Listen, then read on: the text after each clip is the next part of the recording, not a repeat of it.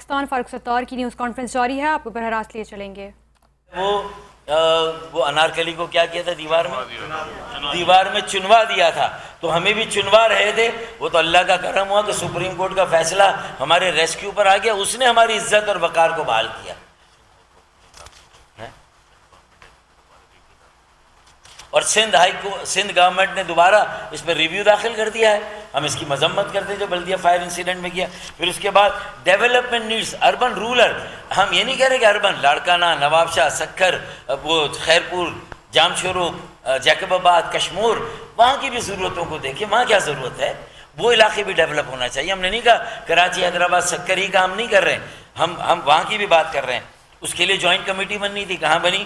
پھر اس کے بعد اٹ از جوائنٹلی ایگریڈ آن اور ماسٹر پلان آف کراچی جو بنا ہوا، اس پر عمل درآمد کہاں پر ہوا؟ نہیں ہوا۔ آپ نیا ماسٹر پلان بنانے چلے، پہلے پرانے کا تو حساب دیں بھائی۔ کراچی بچاؤ تحریک ہم نے کب سے شروع کی ہوئی ہے؟ ہم نے کون سی تحریک ہے وہ؟ سیو کراچی، سیو پاکستان، کراچی بچاؤ، پاکستان بچاؤ تحریک ہم نے شروع کی ہوئی ہے۔ ماسٹر پلان پر عمل درآمد کریں، نئے پلان، ماسٹر پلان کا آپ نے بکھیڑا کیوں کیا ہوا ہے؟ اسی طرح کراچی پاکستان کا واحد بڑے شہروں میں سے ایک شہر ہے، جبکہ سب سے بڑا شہر ہے، وہاں کوئی پبلک ٹرانسپورٹ نہیں۔ یہ چند گاڑیاں، بسیں چلا کر مین روٹس پر گرین بس وفاق نے چلائی، صوبے نے ریڈ لائن، پتہ نہیں کب تاخیر سے منصوبے مکمل ہوتے نہیں، اور تاخیر ہوتی ہے۔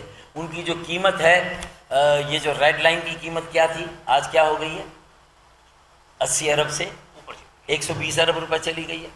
K4 تم نے بنایا نہیں، وفاق کو ہم نے دیا، وابڈا اس پہ کام کر رہا ہے، 25 ارب سے بڑھ کے 200، 250، 300 ارب ہو گئی اس کی قیمت K4 کی۔ 25 ارب سے 300 ارب تمہاری نااہلی کی، اس کا حساب کون دے گا؟ پھر اسی طریقے سے جو ہے وہ پبلک سیکٹر ویمن، یہ یونیورسٹی تھی، سیف سٹی تھا، کاٹیج انڈسٹری تھی، انفراسٹرکچر انڈسٹریل ایریا کا تھا، ہیلتھ اینڈ ایجوکیشن میں وافر آپ کو فنڈز دینے تھے، حیدرآباد یونیورسٹی۔ پھر اس کے بعد ایک کمیشن جو کہ ایویکیو جو پراپرٹیز ہے اس پر بنتا، پھر ایڈمنسٹریٹو اینڈ اکانومی، جو انتظامی اور معاشی فیصلے آپ کریں گے اس میں MQM کو ساتھ لیں گے۔ 18 سال میں تو نہیں لیا، 2022 کے بعد آپ نے کون سا لے لیا؟ تو یہ تو صوبائی حکومت تو ایکسپوز ہو گئی ہے، وہ تو بالکل کھل کے سامنے آ گئی ہے، اب اس سے مزید شکوہ کرنا بیکار ہے میرے خیال میں۔ اب آج کا ہمارا جو ہدف ہے وہ وفاقی حکومت ہے، PMLN ہے، وزیر اعظم پاکستان ہے، اور انہوں نے 140 پہ ایک کمیٹی بھی بنا دی ہے جس میں 4 MQM پاکستان کے اراکین ہیں، وہ اپنے بھی اراکین نامزد کریں، اعلان کریں، اور اس پر جو ہے وہ رائے عامہ استوار کریں، کنسنسس بلڈ کریں، اس کے اوپر نوٹیفیکیشن جاری کریں 140 پہ۔ کیونکہ ابھی ہماری اگر کوئی تحریک ہم چلاتے ہیں، اور انشاءاللہ جلد چلائیں گے، اور جب بھی چلائیں گے، جہاں سے چلائیں گے، کیسے چلائیں گے، انشاءاللہ اس کے لیے باقاعدہ پریس کانفرنس کریں گے اور آپ کے سامنے اس کا اعلان کریں گے۔ اور خالد مقبول صدیقی بھائی انشاءاللہ تعالیٰ کنوینئر، چیئرمین MQM پاکستان، اس کا اعلان کریں گے کہ یہ کب، کیسے اور کہاں سے شروع ہوگی، اور یہ وفاق کے خلاف بھی ہوگی اور صوبائی حکومت کے خلاف بھی ہوگی۔ یہ صرف ایسا نہیں ہے جو ضامن ہیں، جو گواہ ہیں، ان کو کیسے بخشا جائے بھائی، ان کو کیسے چھوڑا جائے۔ اور پھر دیکھیں انہوں نے تو ابھی حالیہ بجٹ میں، دیکھیں ایمانداری کی بات ہے، ہم نے جب 140A کی بات کی تو وہ بلال بھٹو زرداری اگر فلور پہ کھڑے ہو کے کہتے ہیں کہ بھائی آپ کا معاملہ صرف ہم سے نہیں ہے بلکہ ان سے بھی ہے، تو بات ان کی کسی حد تک جائز اور درست ہے، تو اب ہم ان کو بھی پکڑ لیں، ان کا بھی گھیراؤ کر رہے ہیں، اور ان کو بھی یہ کہہ رہے ہیں کہ بھائی اب فیصلہ کر لو، کیونکہ احتجاجی تحریک سے پہلے ایک اور مرحلہ بھی ہے۔ میں اب اس کے بارے میں آ رہا ہوں، یہ اہم بات ہے، اور یہ پارٹی میں اس وقت اس پر مشاورت ہو رہی ہے کہ بھائی 140A پہ عمل درآمد کے لیے اس کمیٹی کو فوری قائم کریں، اس کا نوٹیفیکیشن دے، اور اگر یہ قائم نہیں ہوتی، اربن ڈیولپمنٹ پیکیج میں جو رقم مانگی گئی ہے، جو کراچی کا حق ہے، 7 ارب روپے سے کام نہیں چلے گا۔ 7,000 ارب کا ٹیکس دیتا ہے تو کم از کم 70 ارب روپے تو دینا بھائی۔ اگر 7 ارب روپے دے رہے ہیں، 7,000 کا ٹیکس دے رہے ہیں ہم، اور ہمیں 7 ارب پر ٹرخا رہے ہیں آپ، تو یہ دیں۔ 140A کی کمیٹی بنا کر عمل درآمد کریں، آپ فلور پر بحث کے لیے اور ووٹنگ کے لیے 140A کی MQM کی ترمیم لائے، ورنہ جو جسٹس گلزار احمد شیخ کا فیصلہ ہے اس پر جو بلال بھٹو صاحب نے دستخط کی، اس پر عمل درآمد کرائیں۔ کچھ نہ کچھ اب کریں، اب کرنے کا وقت ہے، ناؤ اور نیور. میں اس لیے کہہ رہا ہوں پھر دوسرا ہماری گورنرشپ ہمیں واپس کی جائے, اس پر بھی آپ کا کمٹمنٹ ہے. پی ڈی ایم 1 سے ہمارے ساتھ کمٹمنٹ ہے, تو یہ پی ڈی ایم 2 میں آپ نے پیپلز پارٹی کے ساتھ اگر دستخط کر لیے, تو ہمیں تو اعتماد میں نہیں لیا تھا کہ یہ گورنر آپ کا ہوگا اور لازمی ہوگا, اور پیپلز پارٹی اس کے بغیر چین سے نہیں بیٹھے گی, کیونکہ پیپلز پارٹی نے ہمیں یہ کمیونیکیٹ کیا ہے کہ آپ کے گورنر کو ہٹانے میں ہمارا کوئی ہاتھ نہیں ہے. اور میں وہ نام بھی کوٹ کر سکتا ہوں, رانا ثناء اللہ اور خواجہ آصف اگر یہ کہتے ہیں کہ گورنرشپ ہماری جو چھینی گئی ہے وہ کسی اور کو خوش کرنے کے لیے کی گئی ہے, تو پھر ہم یہ وضاحت چاہتے ہیں.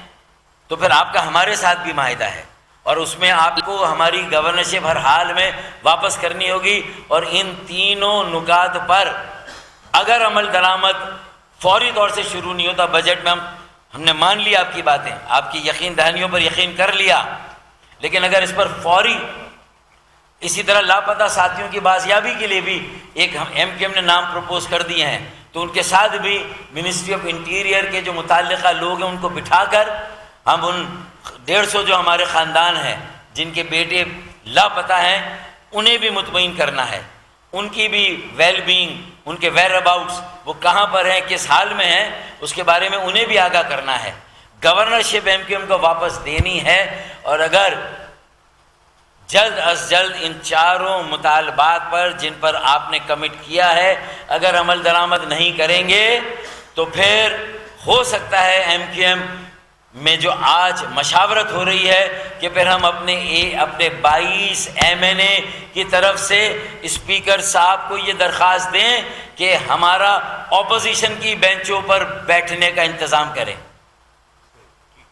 ٹھیک ہے بھائی, انڈورس کرتے ہیں آپ سب, انڈورس کرتے ہیں بھائی صاحب. تو پھر 22 سیٹیں جو ہیں ایم کیو ایم کی وہ پھر اپوزیشن کی بینچوں پر بیٹھے گی. یہ آج ہمارا مطالبہ ہے, اور میرے خیال میں یہی آج کی اصل خبر بھی ہے جو میں آپ کو دے رہا ہوں. تو احتجاجی تحریک باقاعدہ شروع ہو, کب ہو, کس وقت ہو, کیسے ہو, کہاں سے ہو, اس کا فیصلہ انشاءاللہ مرکزی committee convener chairman M Q M Pakistan کی سربراہی میں کرے گی, اور اس کا اعلان پھر خالد مقبول صدیقی بھائی کنوینر کہیں گے. اور یہ جو آخری حجت ہمیں وفاق کے ساتھ پوری کرنی ہے, اگر یہ ہمارے فیصلے جس کے ضامن آپ ہیں, 4 چیزوں پر ہمارے مطالبات پر آپ نے حامی بھری ہے, اگر یہ پورے نہیں ہوتے تو پھر ہم اپنی 22 قومی اسمبلی کی نشستوں کے ساتھ اپوزیشن میں بیٹھنے کا اپنا حق محفوظ رکھتے ہیں. اور کسی بھی دن ہماری طرف سے اسپیکر اسمبلی قومی اسمبلی کو یہ لیٹر جا سکتا ہے کہ ہمارا انتظام کریں, ہم اپوزیشن کی بینچوں پہ بیٹھنا چاہتے ہیں. وما آخر الدعوانا ان الحمدللہ رب العالمین. علامہ ڈاکٹر فاروق ستار. جی بھائی بتائیے. رہنما M Q M Farooq Sattar کی نیوز کانفرنس جاری تھی. ان کا کہنا تھا کہ پیپلز پارٹی اور ایم کیو ایم کے درمیان 23 مارچ 2022 کو معاہدہ ہوا تھا. بلاول بھٹو نے خود اس معاہدے کو تسلیم کیا اور اس پر دستخط کیے تھے. معاہدے کے ضامن اور گواہ وزیر اعظم شہباز شریف خود تھے. ان کا مزید کہنا تھا کہ سندھ میں کوٹا سسٹم کے خلاف ہماری جدوجہد جاری رہی ہے. شہری علاقوں کا 40% حصہ ملنا چاہیے. شہری علاقوں کے 40% کوٹا کا حساب کیسے دیا جائے گا؟ جعلی ڈومیسائل پر کمیشن بنانے کا کہا گیا, وہ کمیشن کہاں گیا؟ ضامن اور گواہ کو مداخلت کر کے اس کمیشن کو بھی قائم کرنا ہے. ہماری ناراضگی حد سے تجاوز کرنے سے پہلے وزیر اعظم کراچی آ جائیں. سڑکوں پر آنے احتجاجی تحریک کی کال دینے کا وقت آ چکا ہے.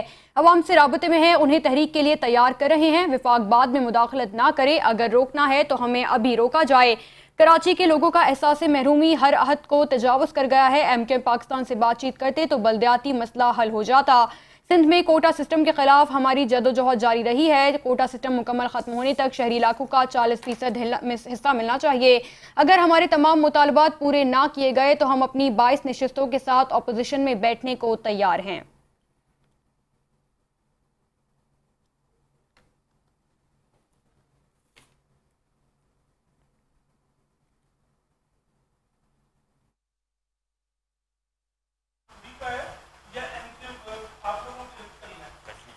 جی خالد مقبول صدیقی صاحب ہمارے کنوینر ہیں, چیئرمین ہیں, جن کو پارٹی کے تمام لوگ مانتے ہیں. کسی نے انکار نہیں کیا کہ وہ ہیں یا نہیں ہیں.